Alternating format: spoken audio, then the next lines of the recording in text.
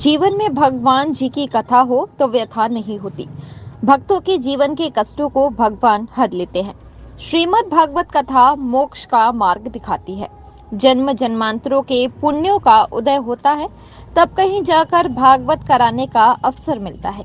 ये अमृतमय वाणी धन्वंतरी नगर स्थित महादेव परिसर में प्रवाहित हुई, जहां इन दिनों कथा व्यास आचार्य सुनील कृष्ण शास्त्री जी श्रीमद् भागवत कथा का संगीतमय वाचन कर रहे हैं।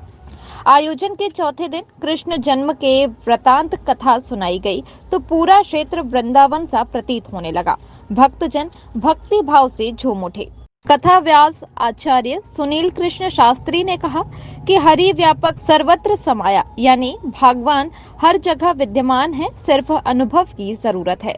चल करके महाराज आग्नेय हुए और आग्नेय के पुत्र हुए महाराज नाभि, और नाभि के पुत्र है महाराज ऋषभदेव, और ये भगवान के ही अवतार हैं। कौन से बोले? 8वें। बोलिए ऋषभदेव भगवान की जय हो।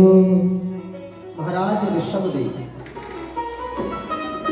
जैन धर्म भी इनको मानते हैं। जैन धर्म वाले भी ये इनको तीर्थंकर कहते हैं, ऋषभदेव। बोले महाराज 100 पुत्र हुए और उन 100 पुत्रों को ऋषभदेव जी भगवान ने संस्कार नहीं देंगे। एक बार ऋषभदेव भगवान ने अपने समस्त 100 पुत्रों को पास में बुलाया और क्या पूछा? ऋषभदेव भगवान ने, भैया बड़े भाग्य से मिला तो है, 84 का चक्कर लगा करके आए, भगवान ने कृपा की, सोई मानवता ने मिला और मानवता ने मिला चाहिए, तो महाराज क्या करना चाहिए? तो किसी ने कहा महाराज हमें खाना पीना चाहिए, सोना चाहिए, धन कमाना।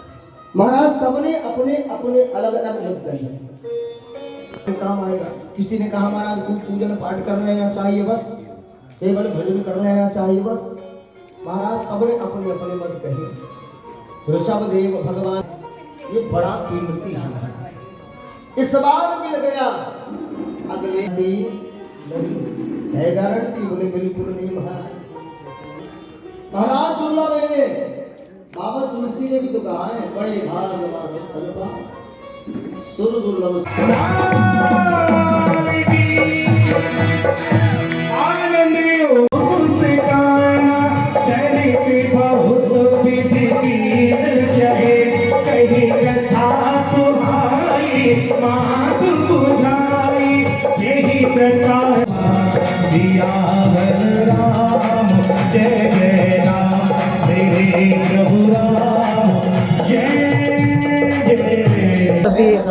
कई जन्मों के पुण्यों के बाद हमारे जो बड़े हैं वो कहते आए हैं कि कई जन्मों के पुण्यों के बाद भागवत कथा का सौभाग्य प्राप्त होता है। तो आज ईश्वर की कृपा और पूर्वजों के आशीर्वाद से हमें ये अवसर प्राप्त हुआ है।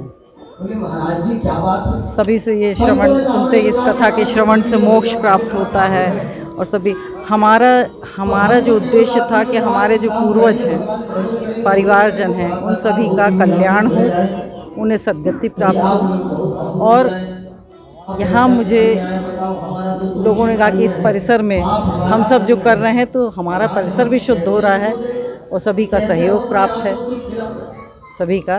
सभी आनंद ले रहे हैं जगत के कल्याण के लिए, और जगत और विश्व के कल्याण के लिए ये भगवत कृपा और भागवत कथा हम करवा रहे हैं।